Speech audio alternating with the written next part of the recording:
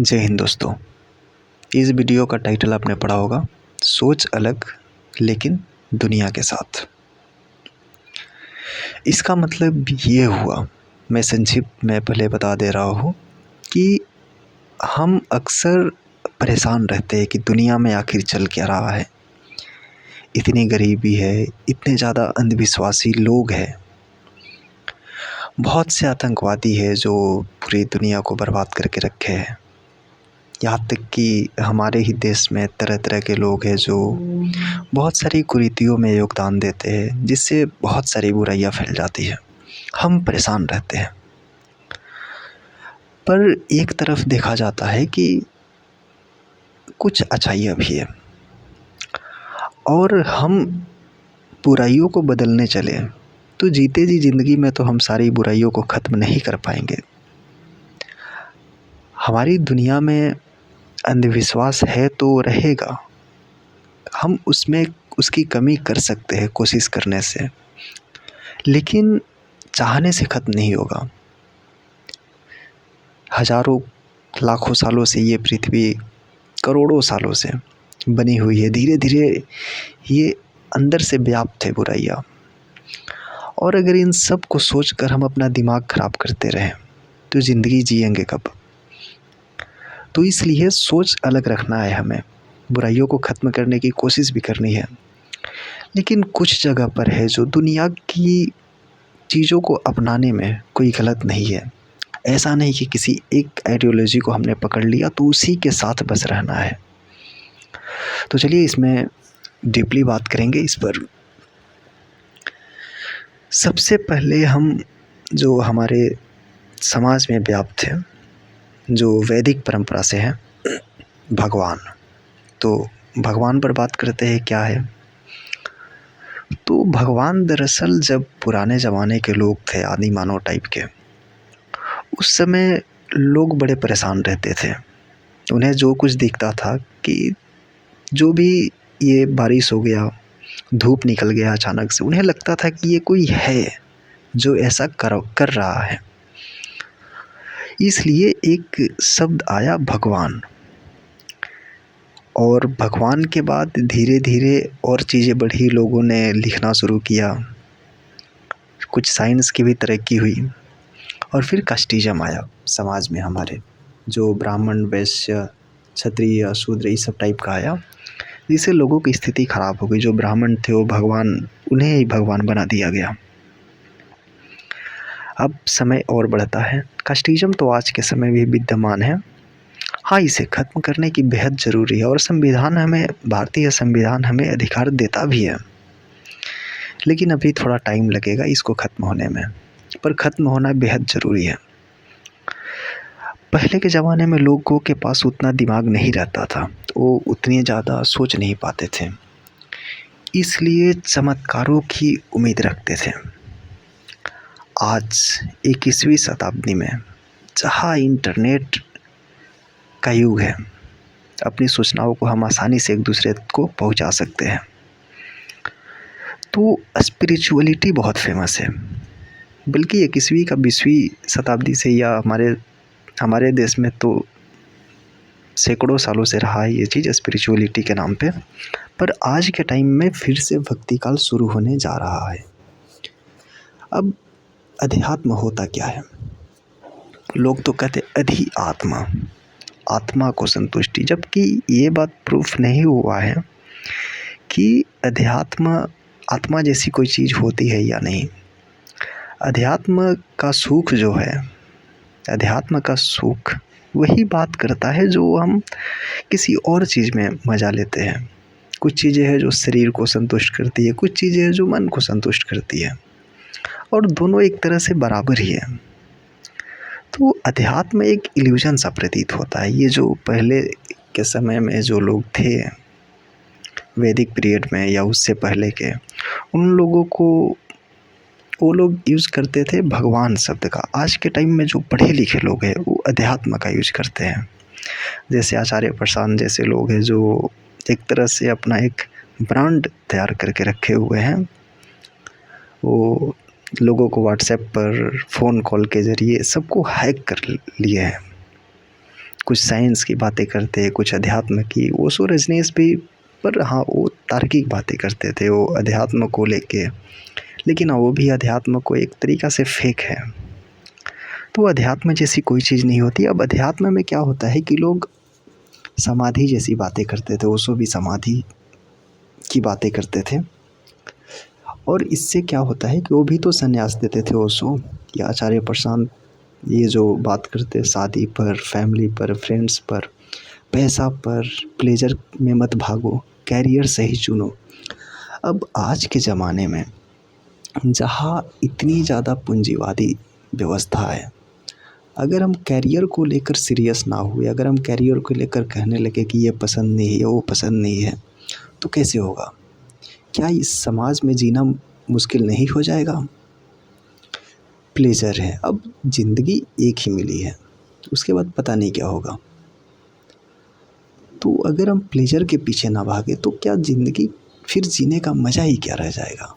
पैसा ना कमाए तो बाकी ज़रूरतें कैसी पूरी होगी? फ्रेंड्स, फैमिली और शादी में क्या बुरी बात है? अगर इस समाज के सारे लोग शादी कर रहे हैं, शादी जो है इससे अगर कुछ फ़ायदा हो रहा है, जो लोग शादी नहीं करते आगे चलकर अकेलापन का सामना करना पड़ता है, सब अपनी ज़िंदगी में रह जाते हैं, उलझे हुए रहते हैं, तो इसमें क्या बुराई है? तो इसीलिए मैं कह रहा हूँ कि सोच अलग रखना बहुत ज़रूरी है, लेकिन ऐसा नहीं कि दुनिया से कट जाना है, दुनिया के साथ रहना है। लोग भगवान की पूजा पाठ करते हैं परिवार में, तो बेशक ये तर्क होना चाहिए कि मैं पूजा कर क्यों रहा हूँ, पर अगर कहीं कोई फंक्शन हो रहा है वहाँ पे पूजा पाठ है, अब अगर हम इतने ज़िद्दी हो जाए कि नहीं मैं उस जगह पर नहीं जाऊँगा, तो ये समाज से कटने का काम हुआ। उन्हें समझाया जाना अच्छी बात है, लेकिन इसका मतलब ये नहीं कि अपने आप को काट लें, धीरे धीरे आगे बढ़ना होगा। तो इसीलिए मैंने कहा है कि सोच अलग होनी ज़रूरी है, लेकिन दुनिया के साथ जीना भी है। आज के टाइम में वीगनिज़म बहुत ज़्यादा फेमस है।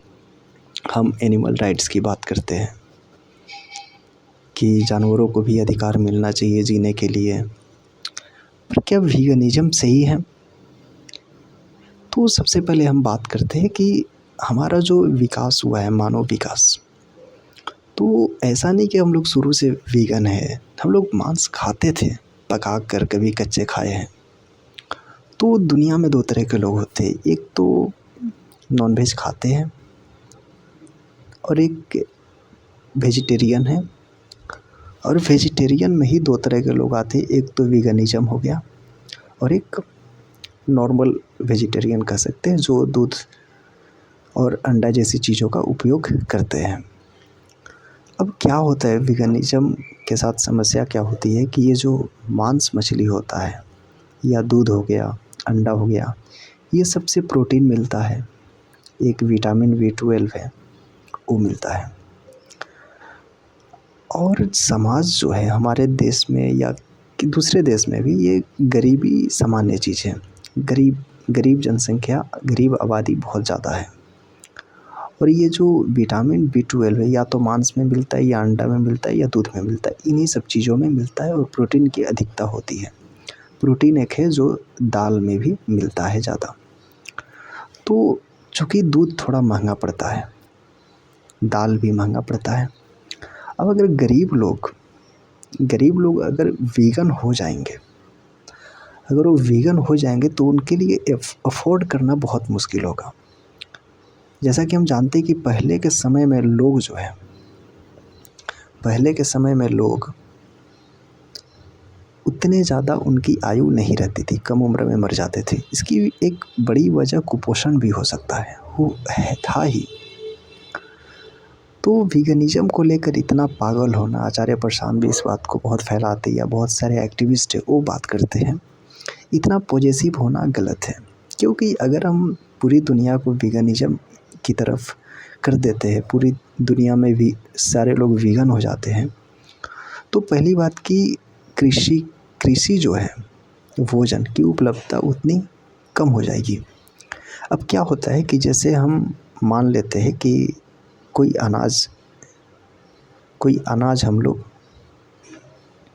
उत्पन्न किए, तो उससे जो अनाज निकलता है, जैसे मान लेते हैं धान से हम लोग चावल निकालें और उसके जो अवशिष्ट जो है बाकी बच जाता है, जैसे पुआल हो गया या और भी सारी चीज़ें, तो ये सब जानवर खा लेते हैं और जो चावल है वो हम लोग खा लेते हैं।